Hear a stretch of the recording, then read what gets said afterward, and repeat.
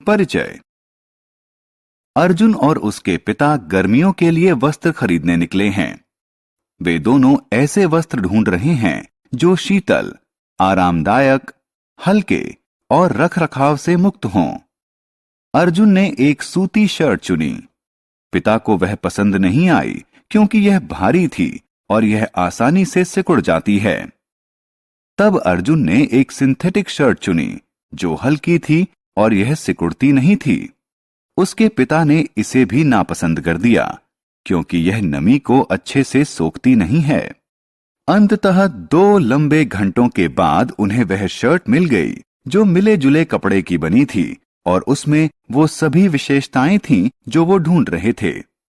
इस पाठ में हम रेशे और कपड़े के बारे में जानेंगे। आओ सीखें। वस्त्रों का महत्व बताना, रेशे को परिभाषित करना, प्राकृतिक और कृत्रिम रेशे में विभेद करना, कपड़े की बुनाई, रंगाई, डिजाइन और सिलाई के बारे में बताना। वस्त्र जो हम पहनते हैं। हम सब वस्त्र पहनते हैं। वस्त्र हमें ठंड, गर्मी, बरसात, धूल और कीड़ों से बचाते हैं। हम मौसम और अपने काम के अनुसार वस्त्रों का चयन करते हैं। हम जो वस्त्र पहनते हैं वो हमारे नजरिए और व्यक्तित्व को दर्शाते हैं। रेशा। रेशा वह कच्चा माल है जिससे वस्त्रों का निर्माण होता है। रेशे विभिन्न चरणों से गुजरकर वस्त्र बनते हैं। सबसे पहले कच्चे रेशे को लंबी लड़ियां बनाने के लिए आपस में ऐंठते हैं। इन्हें धागा कहते हैं। कपड़ा बनाने के लिए धागे की कताई बुनाई की जाती है। कपड़े का प्रयोग लोगों की जरूरत के अनुसार विभिन्न आकार और प्रकार के वस्त्र बनाने के लिए किया जाता है। रेशे 2 प्रकार के होते हैं। 1. प्राकृतिक रेशे। 2. कृत्रिम रेशे।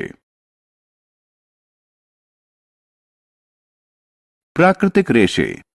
प्राकृतिक रेशे पेड़ों और जानवरों से बनते हैं। सूत, ऊन और रेशम कुछ प्राकृतिक तंतु हैं। सूत पेड़ों से प्राप्त होता है। ऊन भेड़, बकरी और ऊंट से प्राप्त होता है। रेशम रेशम के कीड़े से प्राप्त होता है। कृत्रिम रेशे। कृत्रिम रेशे मानव निर्मित होते हैं। नायलॉन, पॉलिस्टर इत्यादि कृत्रिम रेशों के उदाहरण हैं। कृत्रिम रेशों से बने कपड़े सस्ते होते हैं, जल्दी सूखते हैं और सिकुड़ते नहीं हैं। आमतौर पर मजबूत और मुलायम कपड़ा बनाने के लिए कृत्रिम रेशों को प्राकृतिक रेशों के साथ मिला दिया जाता है। आओ खेलें। उन वस्त्रों पर क्लिक करें जो प्राकृतिक रेशों से बने हैं। बुनाई। बुनाई वह प्रक्रिया है जिससे धागों से कपड़ा बनाया जाता है। इसके लिए धागों का एक समूह क्षैतिज रूप से बिछाया जाता है और दूसरा ऊर्ध्वाधर रूप से। इस तरह एक दूसरे को काटते हुए धागों को बुनावट कहते हैं। परिष्करण। वह प्रक्रिया जिससे कपड़े की दिखावट और उपयोगिता में सुधार हो उसे परिष्करण कहते हैं। कपड़ों को दिए जाने वाले कुछ महत्वपूर्ण परिष्करण हैं। ब्रशिंग। ब्रश करने की प्रक्रिया से छोटे और ढीले तंतु कपड़े से निकल जाते हैं। कैलेंडरिंग।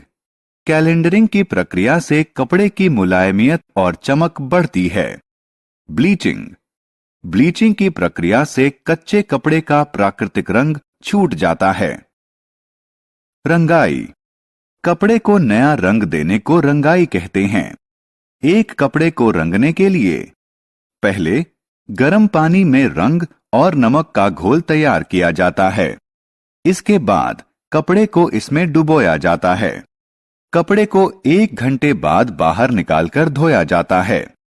अंत में कपड़े को सुखाया जाता है। डिजाइनिंग। डिजाइनिंग की प्रक्रिया द्वारा कपड़े पर छापे बनाकर इसकी सुंदरता को बढ़ाया जा सकता है। कपड़े को इनकी सहायता से डिजाइन किया जा सकता है। स्याही, रंग या कढ़ाई, पत्थर, सजावटी दाने या क्रिस्टल, लेस या जरी। सिलाई। सिलाई वह प्रक्रिया है जिससे कपड़ों को वस्त्रों में बदला जाता है। इसमें कपड़े को सुई और धागे से सिला जाता है। पुराने दिनों में सिलाई हाथ से की जाती थी, लेकिन आजकल सिलाई मशीन से की जाती है।